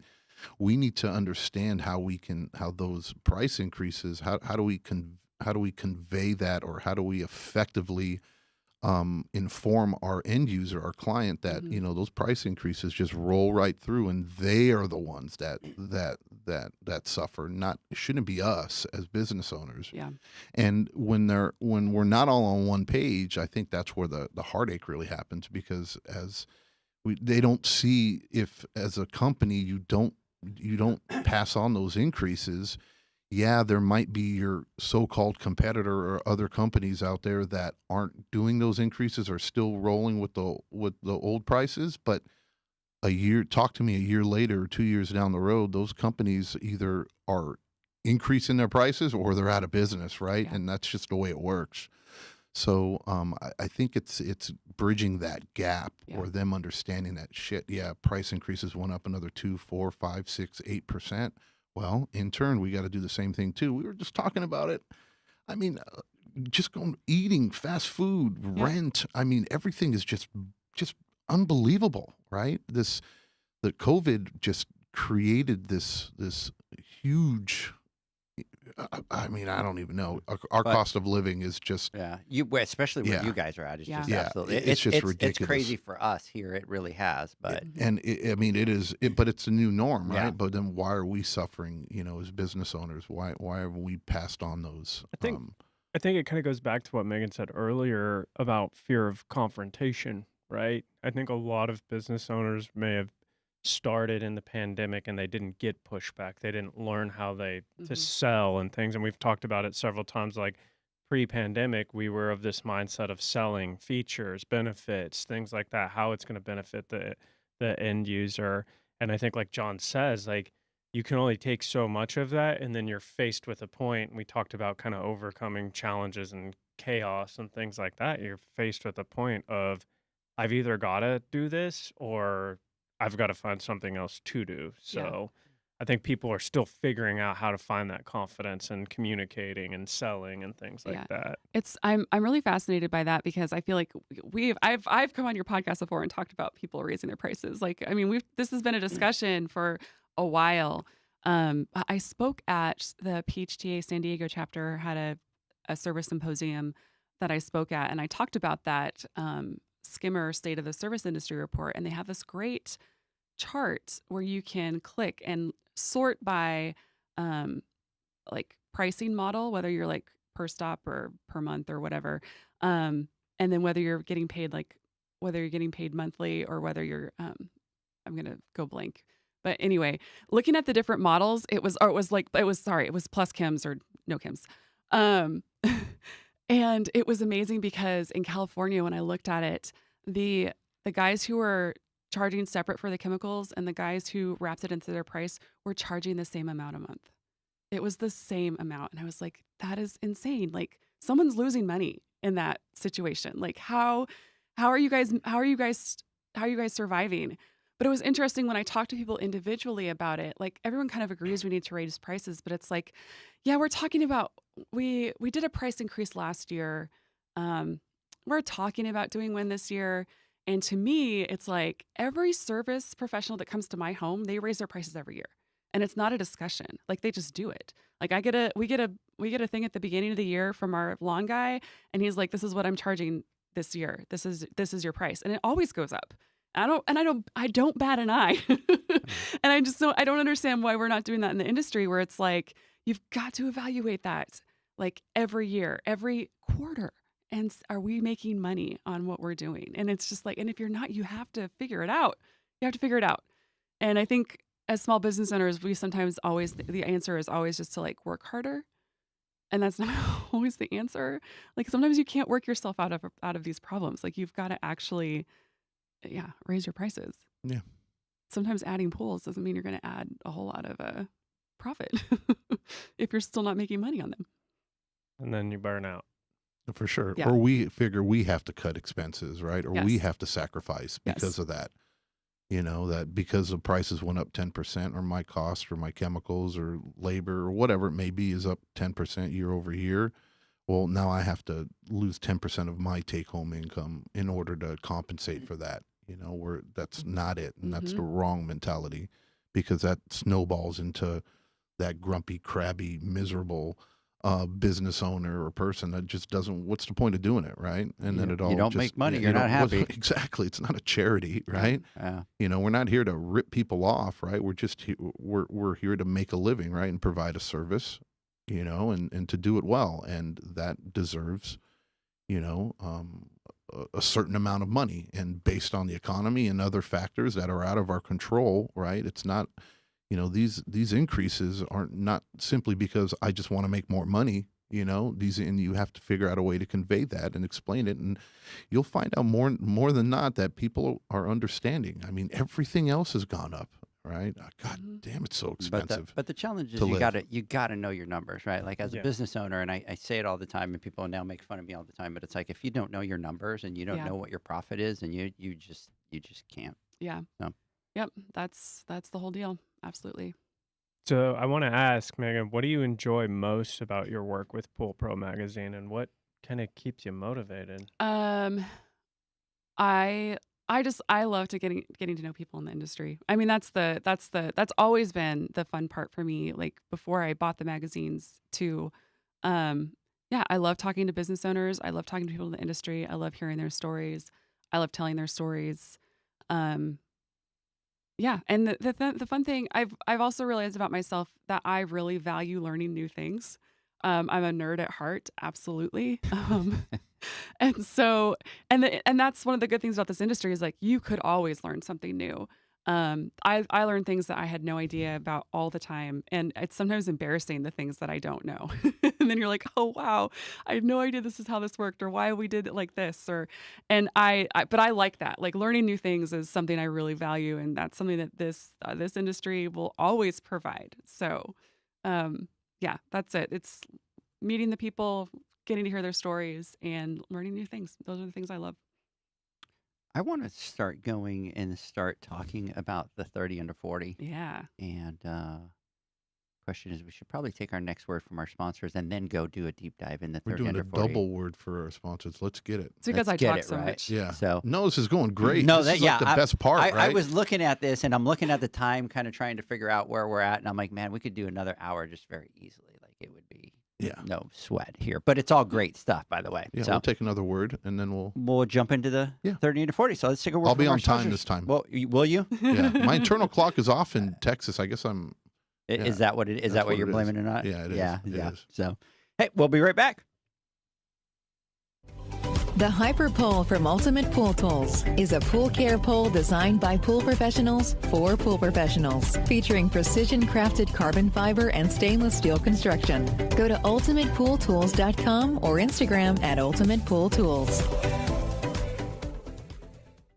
Pool pros have specific needs when it comes to general liability insurance. The SPPA program has you covered. With 3 tailored and customizable general liability options, SPPA makes it easy for pool pros to feel secure. Find out more and get covered at thesppa.com.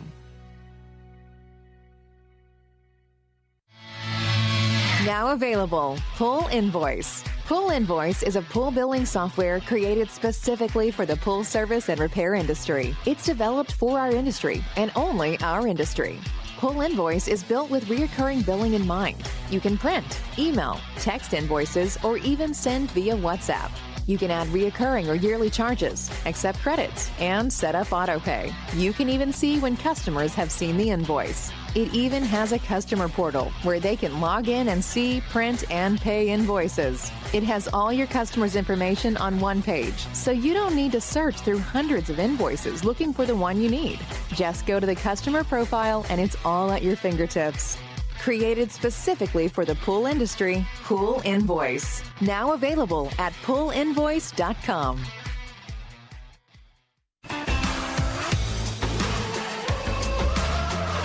Blu-ray XL is the power of minerals working for you. Reduce your overall chemical costs and labor up to 50% guaranteed.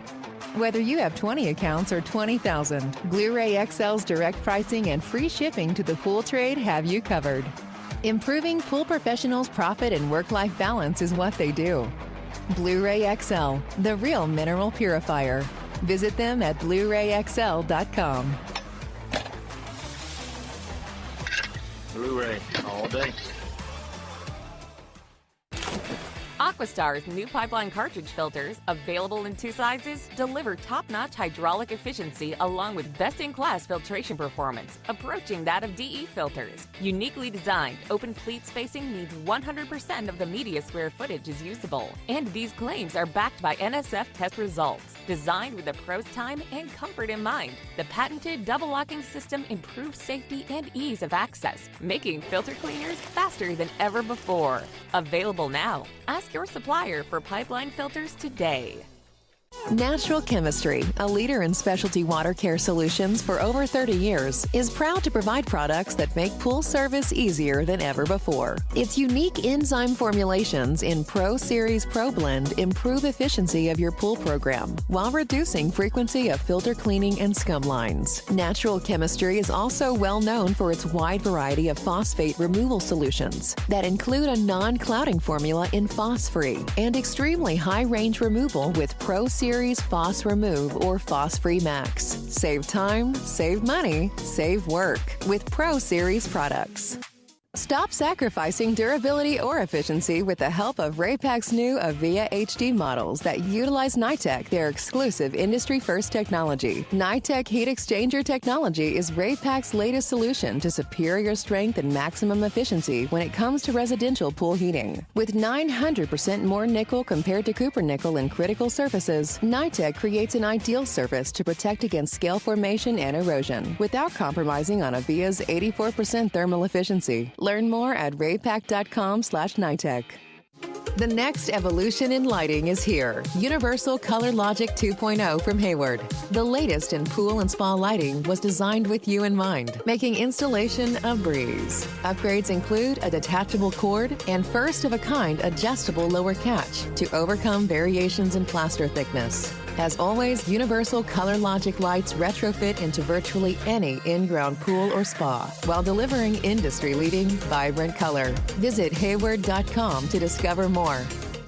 Not gonna do- Welcome back, everybody, to the Pool Nation Live podcast. We're sitting here. Spider's giving us the. He's doing it. I I'm was still I was talking. throwing hands. Yeah, he was, dude. He's Hot mic, hot mic. He's like, dude. And he's just like, I saw the light that came on, and the red light on the camera, and it's like, you're live, buddy. Yeah. So, anyways, yeah, John was just correcting me because I totally screwed up. Because normally we do our final word before our final thoughts, but I wanted to make sure that we spent some time talking about the 30 under 40. So, so that was our last. I'm a creature of habit here, dude. And you. I know, and I'm throwing you off, You right? So. Anyway, so Megan, we're back. Wanted to talk about, the 30 or to 40. Kind of wanted to get, the inception of it and kind of where did you come up with the concept? And, I agree that it's something that's been very needed in the industry and the recognition. And it's kind of been fun to watch it grow and kind of, blossom. So can you tell us a little bit about a 30 under 40? Where did it come from? And Sure. So I'd owned the magazine for hadn't been a full year. And it's like we kind of needed something, right? It's like magazines. It's really helpful when you have a magazine if you had it sort of have cornerstone pieces that you do every year because anyway, I don't need to explain. It makes sense why you need that, right? Yeah, absolutely. And so we kind of needed something, and I looked around at what our competitors were doing for kind of their awards and programs and things like that. And it was really like 30 under 40, like something for young professionals was clearly the thing that was missing. And also at the time, I've aged out of my own program at this point, but at the time, like our entire team was under 42. So it was sort of like, it just felt like a really good, we were kind of like the fresh new kids on the block. And so it just made sense for us to, recognize the other fresh new kids on the block. So that was kind of, so that was where it came from. Like I think I said earlier, this will be our 6th year doing it. And it has every year it grows. And it's so exciting. I brought all of them with me, and I was reading through them this morning when Aaron and I were having breakfast, and it was just so cool to see all the like past people in there and like what some of them have done since then and what they've, where they've gone on. Like some people have left the industry. Some people, a lot of people are at new jobs. Some people have sold their companies. Just like, it was just, it just kind of ran the gamut, some good and some bad of like where people are at and what they've done. And it was just, it was so fun to look back and kind of remember all of those. So I have an idea. It would be kind of cool is having like reaching out to some of the ones that have left the industry, right? And then kind of getting their take because they were obviously doing well, at some point, and what changed in their life that got them, was it an opportunity? Was it a struggle? Was it something, and I think that's some really valuable information maybe to be able to find a way to reach out to those people and get that information. Yeah. I love that idea. That's a great idea. No, it is a great idea. But also like sometimes people don't like to talk about their failures or things that are painful. So it might be hard to execute, but I do like that idea. And there definitely are some people, and sometimes it's hard to track people down once they're gone. But that would be kind of Or it interesting to could go back just and be see. anonymous, right? And not necessarily say, hey, these are from past, Yeah. stories or whatever. But Yeah. I don't know, just a thought. No, I do like that because Yeah. I am curious too. There's some of them that I look at and it's like, man, I wonder what happened there. Yeah. I wonder what's the story about with that. So So yeah, I know some of them. can you tell us some of the past 30 under 40s from the last couple of years? Yeah. Well, so our very first year we had the guys from Manning Pool Service down in Houston. Yeah. And they're just awesome. I love them. And so it's been fun to see how they've grown even since then. And I think at the time when we featured them, they hadn't fully bought out their parents, and they now have. I could be wrong on the details, but that was really great. Also, like Hal Denbar from Patriot, he was there too. And so, now he's sold to NPP. They've built this giant thing, and now he's the CEO. And so, yeah, that was a really cool one. Here, I'm gonna have to grab him.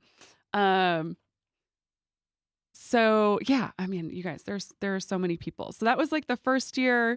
At the second year we had Mark Jones from out in New Orleans. Oh yes. Who, man, Oh yeah. Yeah. blew up on TikTok after Yeah. he was in 30 and 40, And which we had. Instagram. Yeah, Yeah. we had nothing to do with that, obviously. Yeah. But like, it's just really fun to look back, like that he was in 30 under 40, and now like he's just kind of become this like internet sensation. Yeah. From the pool industry, which is just like. It's just so fun and innovative, and just hats off to him for everything that he accomplished. With that was a really fun one for Forgot me. about that one. Yeah. And he's Right? a great Yeah. guy. Yeah. He comes over to our boot camps Yeah, he and does takes that in his classes, classes. yeah. He's awesome. Yeah, for Love sure. hanging out with him. So I do, when you're talking about partnerships, I should have given a shout out to Michael from First Response Pools. So he was one of our 30 under 40. Obviously, like a great guy. I think he was on earlier too, but we've hired him to do some video for us because I was at your boot camp and he was there shooting video, and like he came with all of these ideas and things, and I was like, this is the stuff that I should be doing for our brands, and I just don't think like that. And so finally, after kind of like trying to figure out how we could do it, I was like, this is stupid. And I was like, hey, do you want to make some videos for us? And he was like, yeah. So talk about like great partnerships. Yeah. Super excited to see how that goes. We've only done it for a couple of months now, but very excited about that partnership and seeing where that goes. Michael's awesome. Yeah. Yes. He yes. said, I'm going to look back and read my 30 under 40 again to see the change. That's Michael on Yeah. here. So Yeah, absolutely. Something that's fun now in 30 under 40, one of the questions that we ask people is if you've had a mentor or, someone who's helped you out along the way. And then throughout the year in the back of the magazine, we print the little stories that they have given us about their mentors. And I think it's happened twice now, where one of our old 30 under 40s was the mentor for one of our new 30 under 40s. very cool. Oh, that's That's cool. awesome. Yeah, Yeah. Vic Garcia out of the pool builder out of California. G6. Yeah, G6. Yeah. That's our yeah, boy. Yeah. And I can't remember the guy's name, but yeah, Vic was the mentor for one of our guys from this last year in 2023. So yeah, that stuff is so cool and so exciting. Just seeing all of the stories that come in and all of the things that all the challenges people have like gone through and overcome, and even just like the backgrounds of where people have come from to get into this industry. Whether you're like third generation or just like fell into it. I love the stories of people who started, at the bottom with this company and have now like worked their way up to like Omar who's with Aquastar now is a great example of that. I love his story, where he started as a delivery driver for Pool Corp and then, worked his way up through their MIT program and, is now with Aquastar and killing it. Like, it's just so fun to see the people succeed. It's awesome. That's really cool to see, like the old 30 under 40s and mentoring the newer ones. I mean, Well, it validates them being Yes. on the 30 under 40, Yeah, right? yeah. Because and picking the right ones and the people nominating the correct ones and realizing, hey, look, these are the future leaders of our industry.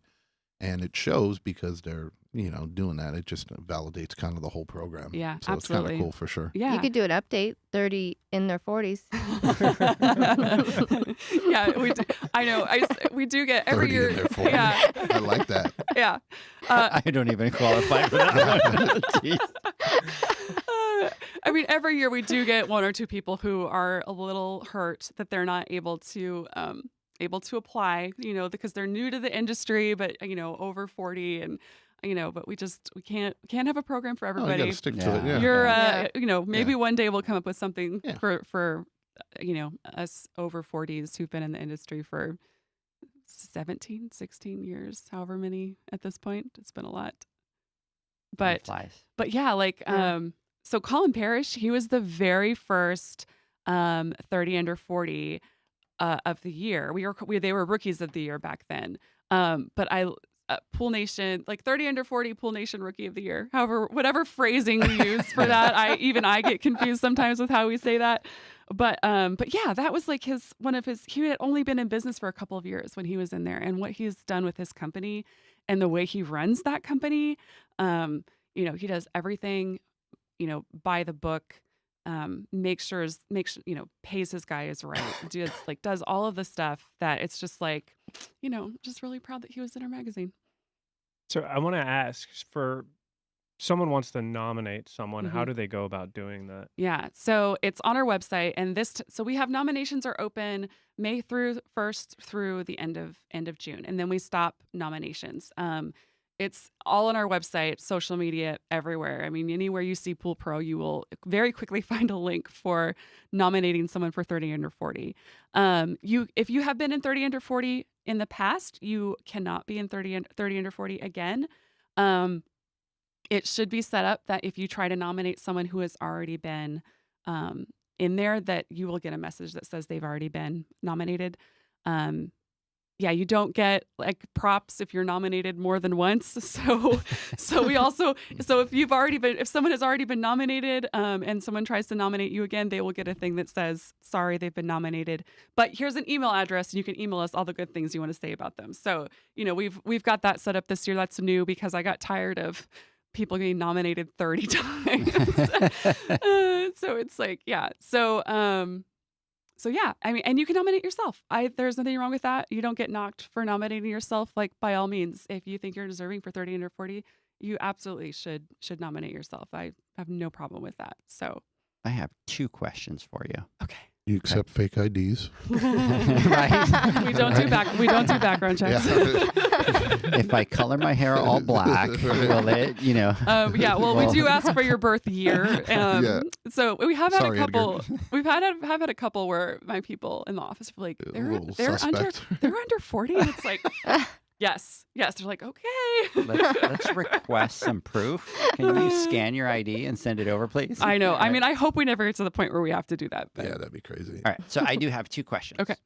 So one is you have the 30 under 40, Mhm. and then we started back then, which I was even trying to remember how that conversation went at the beginning, and I don't remember. Do you? I have an idea. I don't either. Perfect. It yeah. probably did start with that. Yeah, but, probably. But I'm trying to Yeah. remember the conversation Yeah. because we reached out and we're just like, hey, here's this idea. We have the Pool Nation Awards, and it was from the very first year. Like you were Yeah. on board from day one. Well, I think you were trying to. I mean, I think you were kind of looking for what categories do we even have? At the awards, and it was but yeah, 30 under 40. Could we do something with that? And I was like, yeah, maybe. Let's think about it. Yeah. Yeah. And so you have the 30 under 40, and then Yes. there is the Pool Nation Awards 30 under 40 for male, female. So can you explain that a little bit? Yes. Because I think sometimes people are It does get confused. Yeah, I do. Yeah, I think people definitely think we're one thing, which is not true. I love you guys. We are not the same thing. We are not. No money is changing hands Yes. here. But yeah, so we have the 30 under 40 program. People get nominated. They enter. Our team chooses the winners, and they are 30 under 40. What we do with you guys is we take 5 or 6 men and 5 or 6 women who are in that year's 30 under 40, and we let them be voted on in the Pool Nation Awards to be 30 under 40 of the year. So that's how that goes. And we did at the start, we were doing 30 under 40 rookies of the year, where they had to have been in the industry for 5 years or less. But that was too hard because we never knew if we were going to have enough people who fit that category, and sometimes we didn't. And so we decided to go for just being 30 under 40 of the year. Pool Pro 30 under the 40 Pool Nation of the year. I don't know. We really got to work on the wording so I know how to say it. 30 under 40 male, right? Yeah. Yeah, it is Yeah. tricky. So winner at the Pool Nation Awards. There you go. Yeah. At a category 30 There you under go. 40. Yeah. So, Yeah. But it's fun to see it evolve. It was fun to have the conversation kind of going, oh, this is tricky, like the rookie of the year, let's change it. And Yeah. so it's kind of fun to see that evolve.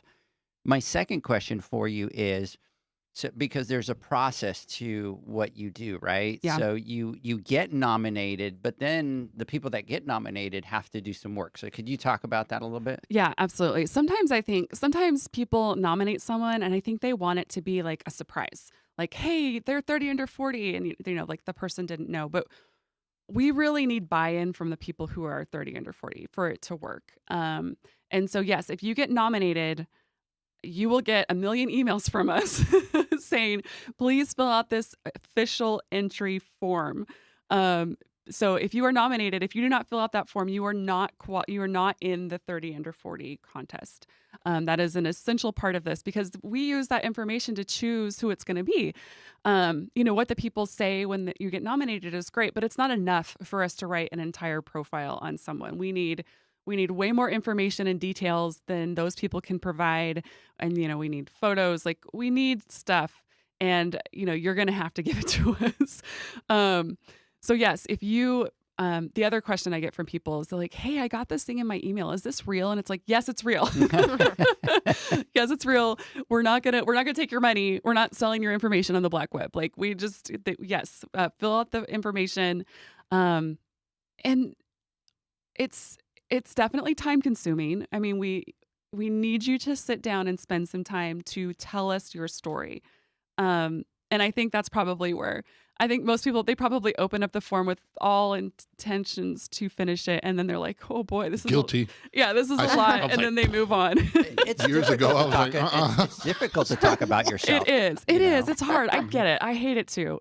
But yeah, we need you to sit down and really think about those answers and give us more than a sentence. Like we need to know who you are from this. And I feel like if someone went out there and recognized you and went through the effort to nominate you, like definitely take that time. And I think what a lot of people need to consider is like, this is an accolade. Like this is something that whether you're a business owner, whether you're working for someone, this is something that goes on your resume. This is something it's a benefit to you. The really smart people that I have seen in 30 under 40 have really used it to leverage the next things for their business or for their careers. I mean, people have used this not as the only thing, obviously, but as part of the package of why they should move on or move up or they're really smart business owners. They put that on their website and they let people know, like, yeah,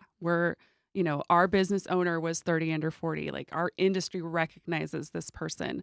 The savvy people, they do that, man. And I think it works for them. Thanks. Now you made me feel guilty. And now you've missed the cutoff. Oh, dude, who nominated gone. you? I can't remember. Was it you that did? No. Who did? I have no idea. It was Zach. It was Zach? Oh, Yeah. that's why you do. Now I feel, dude. Now I feel terrible. Yeah. See, now you make me feel bad, right? I looked at it, I was like, I can't talk about myself. I suck. It's hard. Yeah. I It's suck at hard doing to that. write, but people need to understand that it can't be a one sentence, right? Because Yes. you're getting a couple hundred different people, right? Yeah. You guys have to sit and go through 200 people, which is not easy. It's a lot. It's very time consuming. It's a lot. And if you have somebody that's just kind of putting a one sentence in, it's just not going to work. So, No. I'm sorry, Zach. so I It's okay. will I say, truly I feel forgave bad you about like, that. what was it, like 3 years ago, 4 years ago? I feel bad now. I feel very, God. very bad. Well, and I will say Shit. we need more than one sentence, but also like it also doesn't need to be perfect. Like we're not Yeah. going to print it the way you sent it in. So I think that's the other thing too. People people get nervous when it's like, it's a magazine, like they're going to judge me for my grammar. No, absolutely not. Like, you write it. I don't care if it's misspelled. I don't care if you got correct punctuation or I don't, we do not care. We do not care. That's what we do. Yeah. Tell your story, put it out there. Do not worry about that. Like, we will make you sound great. So we got you on that part. You just be you. That's what we want. So. Absolutely. So one last question. We got like 2 minutes, I think. When will the winners be announced? Yeah, winners are announced in our November issue. And then the 30 under 40s of the year are obviously announced at the Pool Nation Awards. What are those? What are those? What are those? What are Again, we're those? doing it again. What are those? I still, since I'm on, I want to take full credit for like the Pool Nation Awards being fancy, because I feel like I was the first one who floated that idea and on the podcast and said that. And we will give that to you. Yeah, I We will give want that to you for want sure. credit. It wasn't We're me on who dropped 4th it. annual now, right? We're going Yeah. to our Fourth. 4th annual Pool Nation Yeah. Awards. Honest, did you think we would make it 4 years? Be honest. Be honest. Like brutally honest.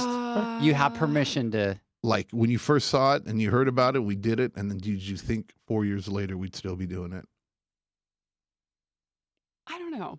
Mhm. I probably had my. I'm sure I had my doubts, but I don't know. Like that first year, it went fun. It went well. Like Yeah. for like a first. Oh, Like- we didn't know what the hell we were doing. Yeah, we made it happen, though. Exactly. Yeah. Exactly. We knew what we were doing. What are you talking about? Give me that. We Yeah, didn't yeah, know we what were orchestrate doing. awards all the time. We used to work in the film Oh, industry. We did the that's Academy what we did Awards. for a and- living. Yeah, exactly. Hey, we did so well, I had to block the door. Yeah. Yes. did. Remember? Yeah. Yes. So we thought we were going to have 70. Yeah, I remember it was way more people. But here's the props that we have to give you. Like, it was our first year. And a lot of people came to me afterwards and were like, "Oh, we thought that you patted me on the Yeah. head. We thought we were this was gonna be in your booth, and as we walked by your booth, we Yes. were gonna get an award." Yes. That's how bad it was. Yes. And just for you to have the foresight to put your brand, Yeah. to put your brand with us, which we were just up and coming, Yeah. right? Yeah. And let's not talk about how we were up and coming and nobody wanted to talk to us, but you took the opportunity to be like, yes, let's do that. So we appreciate that. Thank you. I think I was pretty nervous that first year Yeah. for all the things along with that. Oh, for sure. But what about now? Oh, no, now I'm not nervous. Now I'm just worried every year about like, what am I going to wear? Right. Which a problem of my own creation, apparently. So, Right. And listen, this year we're expected to have probably about 400 if we don't hit 450 people at the awards. So This year I'm hiring someone to do my hair and makeup. So Oh, that's a we're there. must. Yep. Yeah. So That's a must. anyways, guys, we normally do final thoughts, but look No. at this. We No. literally went with Megan to the last minute. We're I talk a actually lot, just a sorry. little bit over, but it's been a lot of great awesome. information. So my final thoughts is going to be thank you so much for your partnership, for your friendship, for putting your trust with your brand with ours. That's scary, right? It's our babies. Yep. And we don't do that a lot No. often anymore, No. right? I don't know what you were thinking, Yeah. to be honest with you. So thank Either you so really, much. really smart or really, really, really stupid. Right? So thank you so No. much. Like we really love you. Yeah, We well, appreciate it. Thank you for having me on. This It's been was awesome. This was fun. I Awesome. well, good. Thank you. Yeah. So And go nominate someone. Yep. yeah, absolutely. Fill out that form. And Yeah. fill out that form. And yes, and not one sentence, please. Yes. So, anyways, Megan, thank you so much. Everybody listening, thank you so much. I hope all of you guys have wait, backstory. The stories are also great for the new pool pros to see the growth that can be accomplished in our industry right there. Glenn, good morning. Turning you guys on right now on my road trip. And then do I wear a tux or 80s Texas ballroom style? 80s Texas ballroom. 100%. There you go. There you go. Answer to that. That So works. everybody out there, hope you guys have a great weekend. Catch me and John next Just Wednesday. don't wear Dumb and Dumber suits. Those will not be allowed this year. Yes, there is a dress etiquette, right? So anyways, No comment. I no said comment. So we will catch everybody next Wednesday on the Instagram Live. Have a great weekend, everybody. See ya.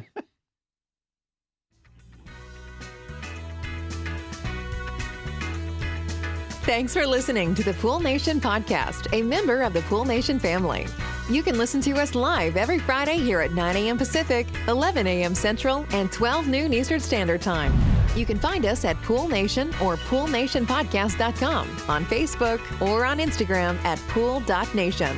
And to find more info about Pool Invoice, the billing software built specifically for the pool industry, go to poolinvoice.com. Before you go, this is what the pool industry has been waiting for. PoolmanUniversity.com. It's the first platform dedicated to learning the swimming pool service and repair industry. A pool service community where you can connect and find videos on business, service, water chemistry, and repairs. See you there at PoolmanUniversity.com.